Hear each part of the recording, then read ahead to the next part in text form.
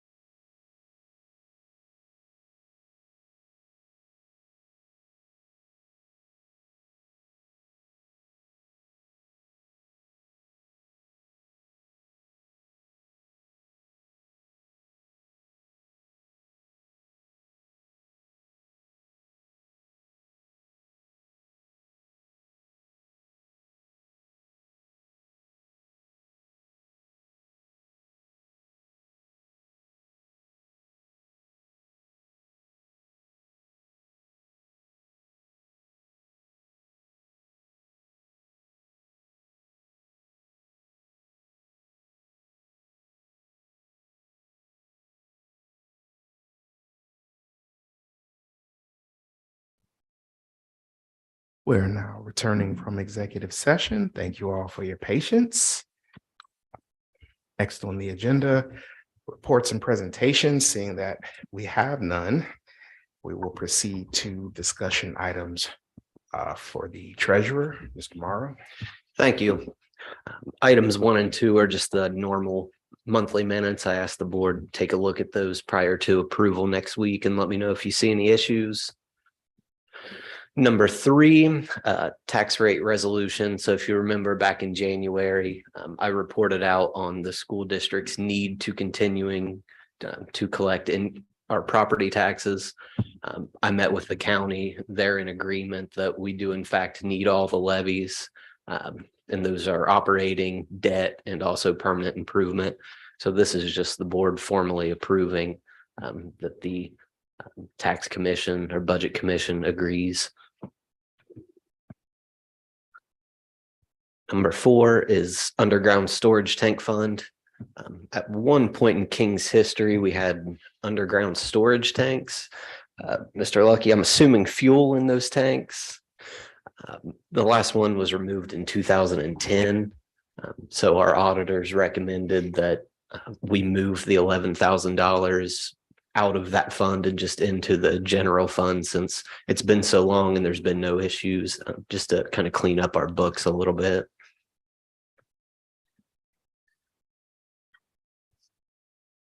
Number 5, financial items, just the normal monthly financials. You'll see that we're tracking basically in line with the forecast. So no major changes or updates for the board.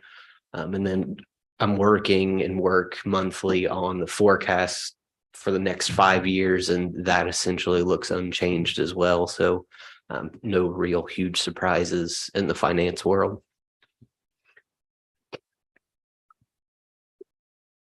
And then number 6, the public records log.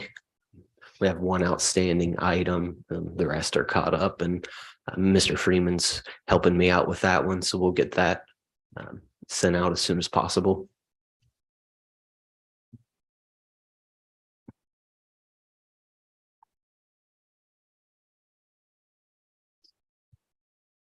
Questions?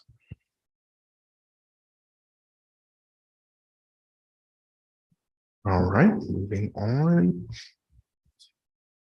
Agenda item, discussion items from the superintendent, Mr. Sears. Yes, just one item for me this evening. It is a field trip to the BPA, Business Professionals of America state competition. I will point out that this competition has taken place already. So I did approve this trip as a result of students qualifying for the state competition.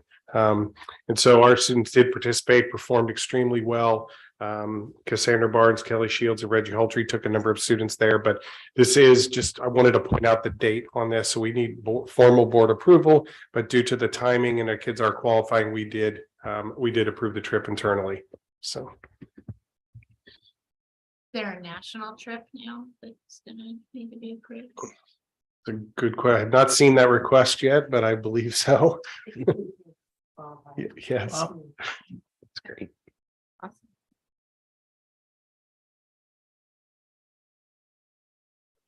Mr. Sears. Further questions? Right. Next, discussion items from the assistant superintendent concerning HR and business. Mr. Spinner and Mr. Lucky. Good evening, President Bell from King's Board of Education. 5 items under our agenda this evening. First up, personnel matters. This concerns new staff members, miscellaneous items, supplementals and stipends, and temporary employment. You may notice there are a number of recommendations for mentor under supplementals and stipends. This has to do with our resident educator summative assessment program. When we hire teachers new to the profession, they are assigned a mentor and have to go through the RESA program under their license for 4 years. These mentors work with them for the first 2. Many of them are from their grade level, their department, or their building. Then the last 2 years, they work closely with the program coordinator, who in our case is Jennifer Jetter. So you may see a number of those recommendations this evening, and that has to do with the Ohio Resident Educator Summative Assessment Program. Questions concerning personnel items? Second item is our King's Kids Summer Camp Handbooks. This is for the 23-24 school year. We've posted both the original version from last year and then also the revised. Couple of major changes on pages 6 and 7. Page 6 talks about a clarification of consequences for students in the event that there is not a fit in the program. Page 7 talks about tuition and fees. There is an increase in fees that are raised to be competitive with other area programs. This is due to cost increases, but also a competitiveness between those programs. There is a price increase for these registration fees, and those are laid out in the new handbook. You'll also notice that the weekly field trip is moving from Coney Island to our backyard, Kings Island. So looking forward to working with our partners over at Kings Island this summer. Questions about the King's Kids Summer Camp program? Item number 3 is before and after registration. The changes here also have to do with an increase in fees due to cost increases to the program, and they are competitive with area programs as well. Looking forward to beginning registration for before and after shortly after spring break.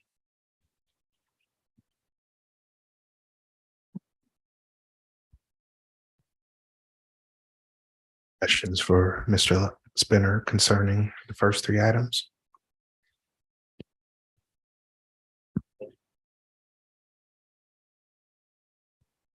All right, item number 4 on transportation. We had a lot of great discussion on the 3-tier transportation option, and there was a question about what area schools are doing as far as that. And these are the responses that I received from that. So I'll let you guys take a look at that. If there's any questions on the local aspect. Also wanted to fill everyone in on staffing. This week was a tough week. We lost 2 more drivers. So I think my last presentation, we were at 44 of 46 staffed. So we're back down to 42 of 46 staff. So we just, you gain some ground, you lose some ground. And this week we lost some ground. We've been battling that staffing for the entire school year. So we lost those 2 drivers. We'll continue to recruit to replace those 2 and add an additional 2 to get to our current route number. But staffing continues to be a challenge really for us in any district in the country, in the state. Everyone's trying to find drivers. We may lose a driver to another district, or we may lose a driver because they just don't like driving a bus anymore. So they go, and now that they have their CDL, they're very marketable. So you can go out and find maybe a better schedule, maybe higher paying. You just don't know why you lose people to the outside from the school bus system. But we'll continue to keep pounding the pavement market. You see a billboard down on 48 now, kind of 48 Mesa Mara Mill Grove Road area that's recruiting. Our board at Montgomery Road expired, so we move it around, try to capture a different audience. We'll continue to do those things to find drivers. Can I ask you a question? What does Peterman do to try and help with those recruiting efforts? The billboard. They do all that work. So they're on social media sites. They're in like all the hiring Indeeds, all those type places, all the Facebook marketplace. You'll see them at Landon Park handing out cards on the weekends for during soccer games and things that are going on down there. You'll see the Peterman folks set up a booth at Traders World. On occasion, they'll be there handing out information, trying to recruit people. The referrals that they pay are pretty substantial. If you come in with a license, there's a certain amount. They've offered to pay our staff for those referrals as well. So they're doing all the things. It's just finding the right people and the right fit. I was just going to ask about this breakdown of the different districts. And the tiers, the two on the list that offer two-tier Indian Hill and Wyoming. How do they compare to us size-wise and number of buildings wise? Do you know? Or can you? I know there's Can you less, tell us? less students. I couldn't give you an exact number, but I mean, Wyoming is a very small square mileage district. Indian Hill is a less dense community, less students, smaller. Right, The easy answer, smaller okay. than we are. And number of buildings that you don't know. I'm not for sure. Okay, I was just Yeah. curious. Thanks. I did have one question, Mr. Lucky, before we get to the last item. So we lost 2 drivers this week, so we're 42 of 46 routes, right? You said covered. Mhm. So just, if you could, what does that look like then on a day-to-day? Like, I guess today and yesterday with those 2 we're now 2 drivers down, or now 4 drivers down. How does that impact arrivals, dismissals like yesterday and today? So luckily we've got notice for the 2. We still got a few days until we get to. Okay. to So super we're still pay. 44. Yeah, so Okay. once we get to 42, we have 6 subs. Okay. So 4 of those 6 subs will be spoken for instantly before anyone else has a personal sick, whatever type of day off. It's a percentage game. You have call offs. I mean, it's any business. So we're behind it right out the gate with only the ability to have 2 drivers take a personal, a sick, have a doctor's appointment, whatever it may be, before we're into combining routes, holding students, picking up late, holding students at the building after school, and getting them home late. After the bus is empty, it'll circle back, pick up that group and take those students home. Okay, so that would be the scenario then. If like tomorrow we had 3, or once they these 2 have left, if we had 3 call offs, that's where we'd be, because we'd only have 2 bench drivers. Correct. Okay. If the other layer of that is an advantage of being with Peterman is they have districts that are nearby. So they have the ability to borrow and shift folks around from Milford or West Claremont or Claremont Northeastern or wherever it may be that can come here. Now, they all have their own issues. Right. So every morning at 5:30, those calls are getting made of how you looking today? Can you spare somebody? It's just not, it's not a good way of getting Right. through the day. So that's been an ongoing challenge. Just you're getting briefed every Mhm. morning, and all the districts are sharing or that information and sharing drivers. I Mhm. don't know, for lack of a better way of putting that. Yeah. Cover routes. Okay. Mhm. I'm just curious, do you happen to know, just off the top of your head, how many times have we had to execute one of these situations where a driver just had to finish a route, we had to hold kids and then go back? Like, does that happen a lot? Does it happen At once least a week? 25. 25 for the year? Mhm. So we've had a month's worth of, that's, okay, 5 weeks worth of that. Yeah, it's an art. So depending on who's out, how many students are on that bus, where it is, our router down there is splitting routes up if they can, to try to limit the pain on, the communication side. So it's fun every morning. Right. I can only imagine. And that's before you get to weather challenges, right? Mhm. Or like I said, the crater by my house. Anyway. Go ahead, Mr. Lucky. So we'll continue to do everything we can. It's staffing is a challenge and it's not King centric. I mean, that's the deal. Everybody, all the districts nearby us are switching drivers from, it's a strange environment. Go ahead, Ms. Crawl. No questions, just if you can relay to our bus drivers how thankful we are for them. Yeah. Because the ones that come and drive every day, and I mean, I saw them doing a celebration at SLE last week, and I mean, they're amazing with our students, and we're so appreciative of them. We just need more of it. I will definitely share your guys' gratefulness for what they do.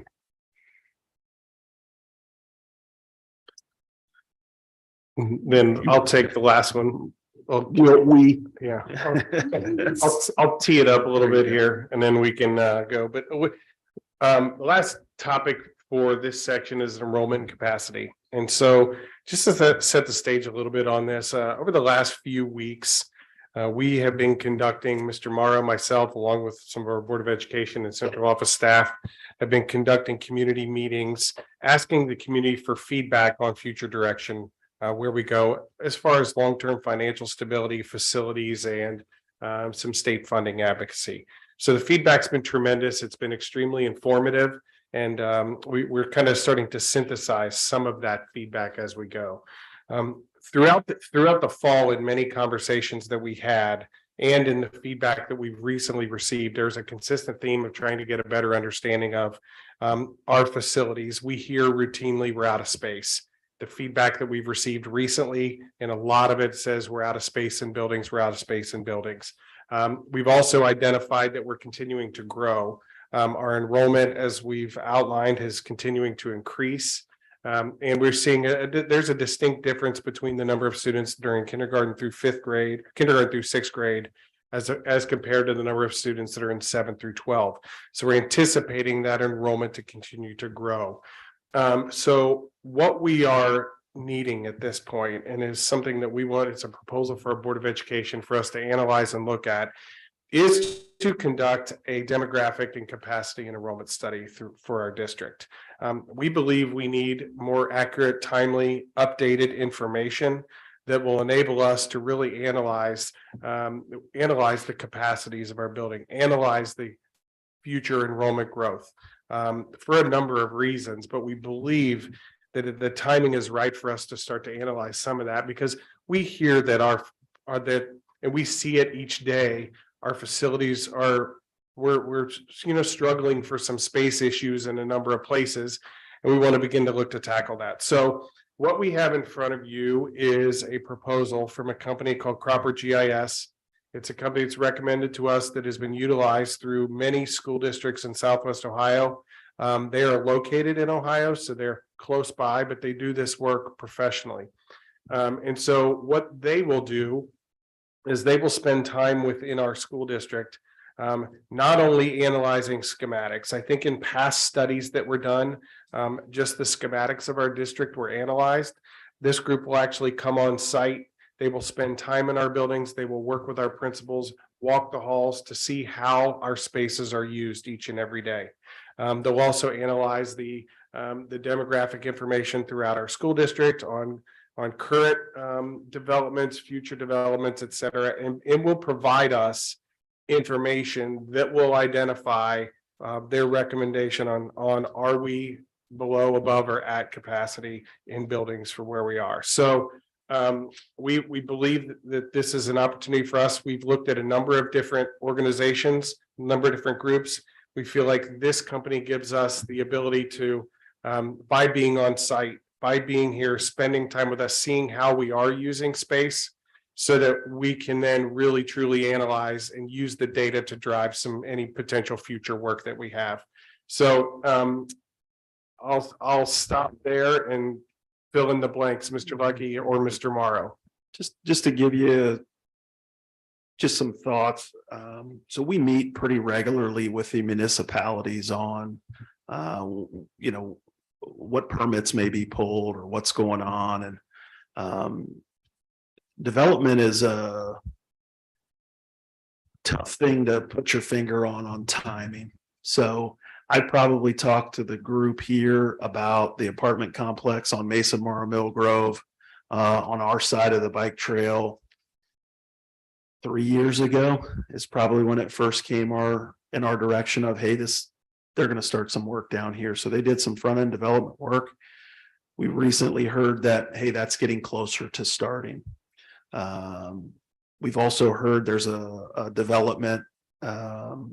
If you drive in like you're going to the beach, or where the beach was and continue straight, that will be another apartment complex there. That's in the city of Mason municipality. So the apartments on Mason Mara Mill Grove would be with South Lebanon. Then Mason would have the apartment complex by the beach. And then they're still continuing to work on the single family homes off of Western Row on the two farms that were combined and purchased by MI Homes. So that's the other side of the need to start looking at when would a demographer say that we're going to start seeing kids from these developments so that we have a plan for them. So we're getting ready to start this round of spring. It's close enough. Meetings with these municipalities. So I'll come back with an update in future board meetings if we hear of more dirt movement from a development standpoint. Because we always hear about, so every time we meet, we hear about something different.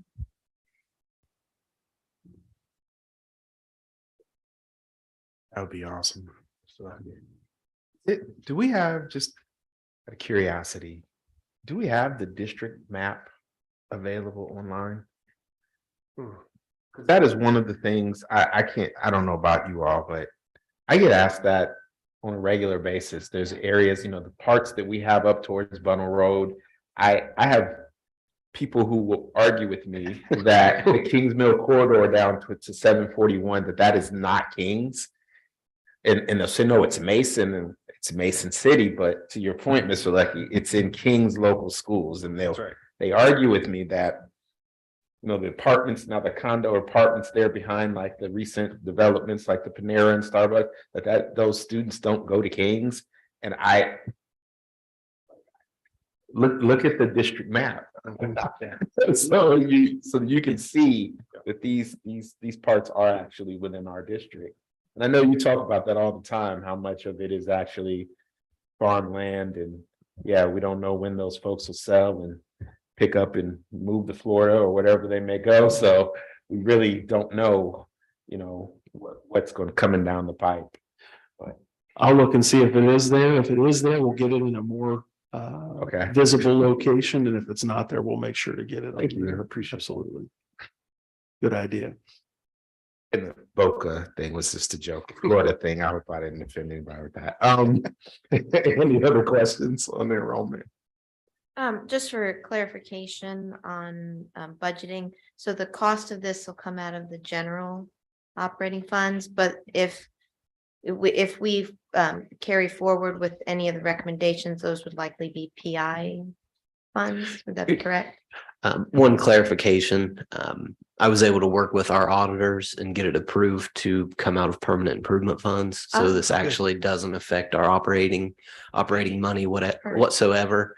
And yes, if anything did come from it, it would not come out of operating It money. would be permanent improvement. Yeah. Okay, that's an excellent development.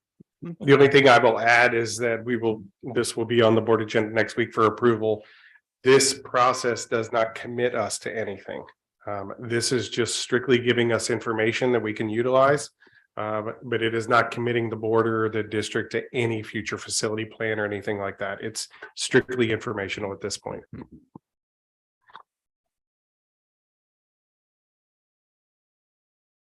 All right.